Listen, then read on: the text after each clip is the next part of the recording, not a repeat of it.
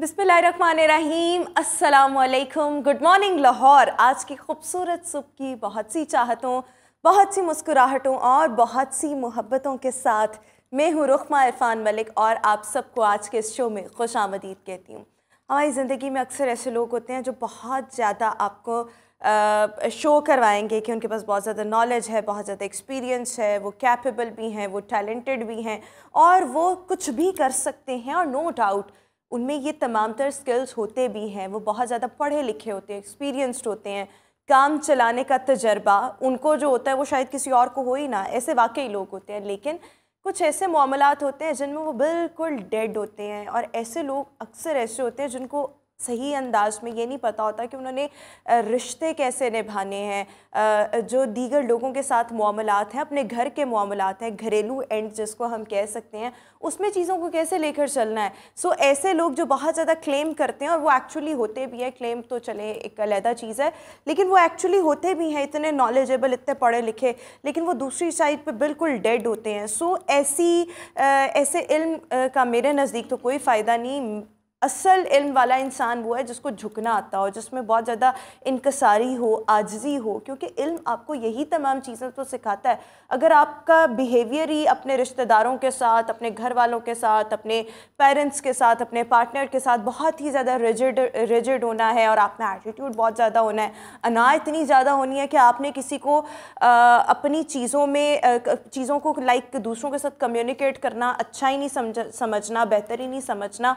सो वहाँ पर चीज़ें आपकी ख़राब होती हैं और ऐसे लोग, मेरा नहीं ख्याल कि वो एक्चुअल हकीकी मायनों में इल्म वाले होते हैं। इल्म वाला इंसान हमेशा वो होता है जो बहुत ज़्यादा हम्बल, बहुत ज़्यादा पोलाइट होता है, जिसमें बहुत ज़्यादा आजिज़ी, बहुत ज़्यादा इनकसारी होती है। जो जाहिल इंसान होता है, जो इलिटरेट होता है, हमेशा आप देखें उसमें तकब्बुर, एरोगेंस बहुत ज़्यादा होती है, ना उसकी बहुत बड़ी होती है, जो उसको भी बहुत ज़्यादा डैमेज करती है और उससे वाबस्ता जितने भी रिश्ते होते हैं उनको भी बहुत ज़्यादा डैमेज करती है। सो यही मैसेज के हम्बल रहना, पोलाइट रहना सीखें। ज़िंदगी के हर फेज़ में, हर रिश्ते के साथ हमेशा हम्बल रहें, पोलाइट रहें और झुकना सीख लें।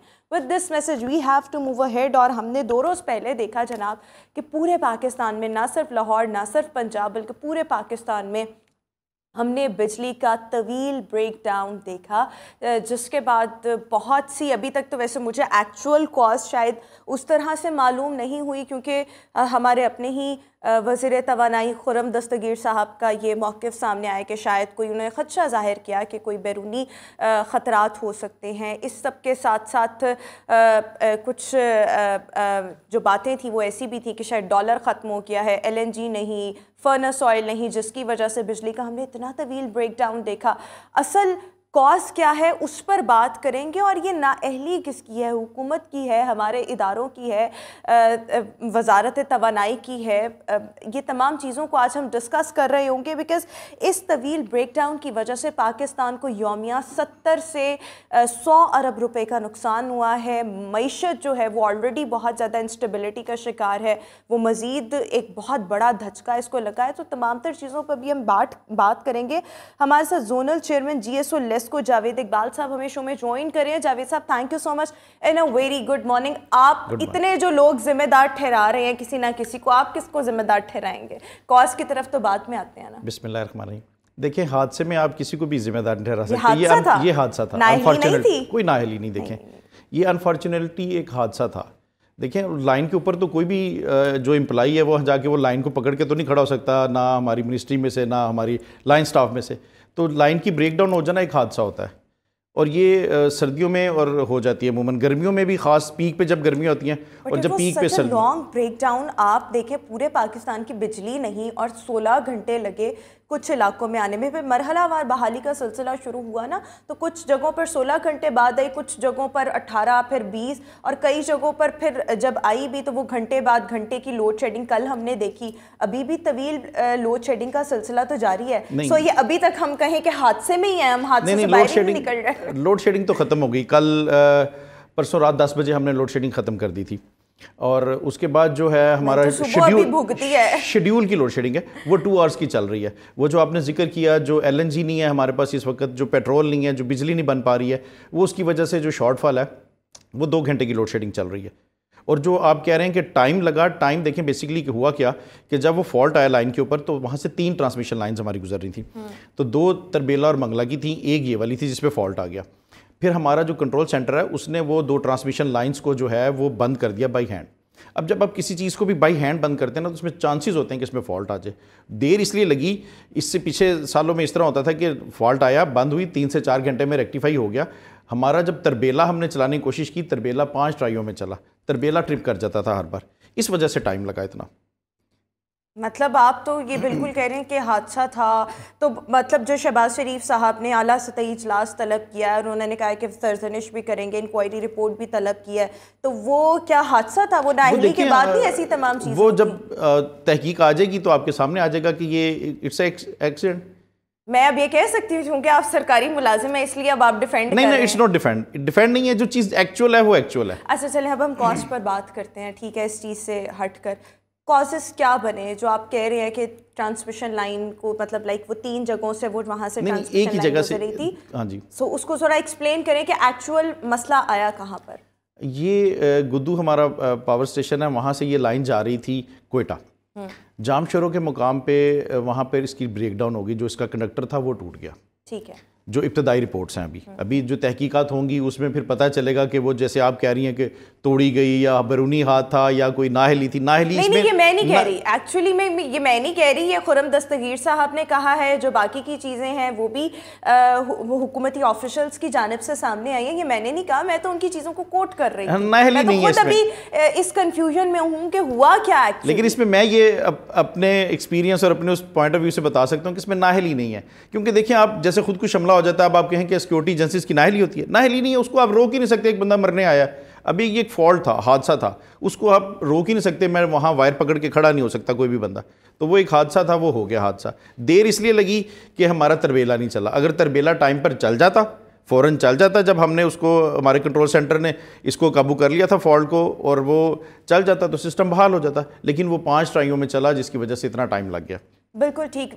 بہرحال آپ کا ایک اپنا اوپینین ہے، ٹھیک ہے، میں اس کی رسپیکٹ بھی کرتی ہوں. لیکن آپ یہ دیکھیں کہ ایک فالٹ آ گیا، وہ چلے تھا، فالٹ آنا تھا وہ آ گیا، لیکن اس کے بعد اتنا طویل ٹائم اس کی بحالی میں لگا. سو آئی تھنک واٹ آئی فیل از کہ یہاں پر تھوڑی بہت نااہلی تو ہے.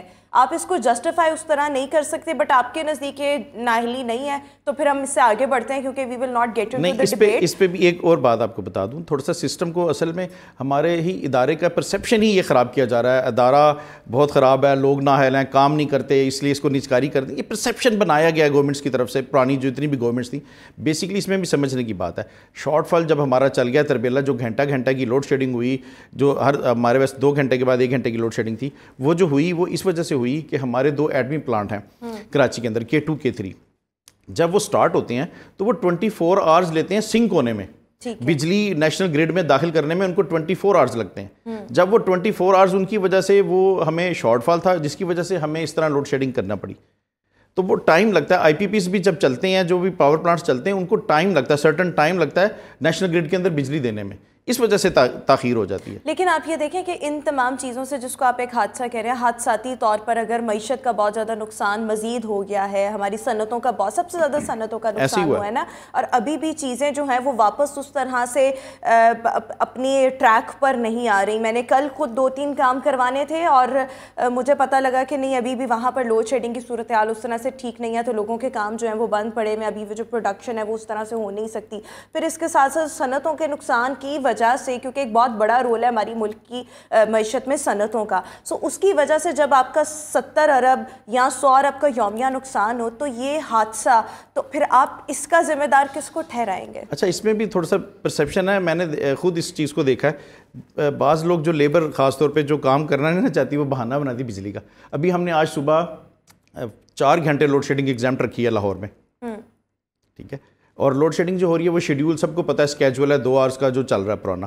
تو وہ ہر آدمی کو پتہ ہے کہ میں نے اپنا کام کس طرح مینیج کرنا ہے. وہ جو آگے سے بہانہ بناتا ہے نا کہ جی لائٹ ہی نہیں جال رہی ہے، آئی نہیں ہے. نہیں دیکھیں، پرسوں کے لیے اب آپ منڈے اور ٹیوزڈے، مطلب کل بھی جب گھنٹے کے بعد گھنٹے کی لوڈ شیڈنگ ہو رہی ہو، سو اس پہ آپ کیسے کام کر سکتے ہیں؟ وہ دو ڈیز کے علاوہ دنوں کی بات ہی کر رہی ہوں. مطلب آپ باقی ابھی تو کوئی ایسی سچویشن اس طرح سے ہوئی نہیں نا، لیکن آپ بہت زیادہ ڈیفینڈ کر رہے ہیں. ان 2 ڈیز کے علاوہ کی بات کر رہا ہوں میں. ہاں تو ان 2 ڈیز کے علاوہ تو آج تیسرا دن ویسے ان 2 ڈیز میں تو وابڈا کے پاس خود لائٹ نہیں تھی. ہم نے جو گریڈ اسٹیشنز تھے ہمارے جو سی او نے کہا موبائل چارج کریں. ذمہ دار آپ کس کو ٹھہرائیں گے؟ سو اب آپ کے پاس چلے ذمہ دار دیکھیں حادثے میں تو کوئی بھی حادثہ ہوتا ہے, اس میں ذمہ داری تو پھر کسی پہ بھی نہیں دی جا سکتی ہے. بالکل ٹھیک ہو گیا, بالکل ٹھیک. اس سے ذرا آگے بڑھیں تو اوور آل جو اب ہم لوڈ شیڈنگ اس طرح سے دیکھ رہے ہیں, ابھی تو چلیں سردیاں ہیں اس طرح سے پرابلم نہیں ہوئی لوگوں کو. جب گرمی ہوتی ہے تو بہت زیادہ پرابلم ہوتی ہے. ابھی تو چلیں ہم موم بتی جلا کر یا موبائل کی ٹارچ آن کر کے ہم نے گزارا کر لیا کیونکہ اس طرح سے اے سی وغیرہ کی ضرورت نہیں تھی. لیکن لوڈ شیڈنگ بہرحال ابھی بھی ہے. خدشہ ہے کہ یہ گرمیوں میں مزید انٹینسیفائی صورتحال کر سکتی ہے. آپ کو کیا لگتا ہے کتنا ٹائم درکار ہوگا چیزوں کو ٹھیک کرنے میں, یا اس لوڈ شیڈنگ سے چھٹکارا تو نہیں شاید, لیکن ہم اس کو کنٹرول ایٹ لیسٹ کب تک کر سکتے ہیں سچویشن کو؟ اب آگے گرمیاں آ رہی ہیں. اٹس بیسڈ آن گورنمنٹ کی ٹینشن کے اوپر بیسڈ ہے. گورنمنٹ دیکھیں پیٹرول منگوا لے, LNG منگوا لے, آپ کا جو ہے وہ پاور پلانٹس جو ہیں وہ چل پڑیں گے, آپ کا جو ہے نا پروڈکشن بڑھ جائے گی. لیکن ابھی ہمارے پاس اس کا مطلب ہے پیٹرول ہے, ہمارے پاس اس ٹائم دیگر چیزیں ہیں, LNG ہے. LNG نہیں نا آئی ہے, نہیں آئی نا, تو LNG پلانٹس بند ہے نا. اور ویسے بھی سردیوں میں آپ کی کنزمپشن کم ہوتی ہے. گورنمنٹ اس لیے بھی تھوڑا سا منگاتی ہے کہ کنزمپشن کم ہوتی ہے. لیکن ہم نے تیاری تو پہلے کرنی ہوتی ہے نا. تو وہ آرڈرز اب دے گی نا گورنمنٹ, وہی تو کہہ رہا ہوں, یہ تو گورنمنٹ کے اوپر بیسڈ ہے. اس میں ڈپارٹمنٹ کا کوئی عمل دخل نہیں ہے. تو گورنمنٹ نے دیکھنا ہے کہ اس نے اپنا شیڈیول اسکیجول کیسے سیٹ کرنا ہے. بالکل ٹھیک ہو گیا. بہت شکریہ جاوید اقبال صاحب ہمارے ساتھ شو میں موجود تھے. اور جاوید صاحب کا صرف اور صرف یہی کہنا ہے کہ یہ محض ایک حادثہ تھا, حادثے کے علاوہ اور کچھ نہیں تھا. بٹ بہرحال یہاں پر کہیں نہ کہیں میرے نزدیک تھوڑی بہت نااہلی ہے. وہ اس کو حادثہ کہہ رہے ہیں, میں اس کو سم ہاؤ نااہلی بھی کہہ رہی ہوں. اینی ہاؤ آئی ہوپ کہ یہ سچویشن جو ہے وہ مزید بہتری کی طرف آ جائے, کیونکہ اس سے ہمارے ملک کا, معیشت کا, صنعتوں کا بہت زیادہ نقصان ہو رہا ہے. اینی ہاؤ ابھی ہم شو میں ایک بریک شامل کریں گے. بریک کے بعد دوبارہ حاضر ہوں گے. Good morning.